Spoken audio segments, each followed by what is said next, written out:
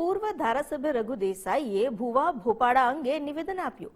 ચૂંટણી ભુવાઓ દ્વારા જીતી શકાતી નથી, ભાજપે ધાર્મિક સ્ટ્રોકરમે ટિકિટ આપી હોવાનો આક્ષેપ લગાવ્યો। ભાજપના ઉમેદવારના પતિ ભુવા હોવાથી ટિકિટ મળી તેવો તેમણે આરોપ લગાવ્યો છે। રઘુ દેસાઈના નિવેદનથી મોટો વિવાદ સર્જાય તેવી શક્યતા છે। કોંગ્રેસને જો કે આ નિવેદન ભારે પડે તો નવાઈ નહીં। રઘુ દેસાઈના નિવેદનને કારણે કોંગ્રેસને મુશ્કેલી પડી શકે છે।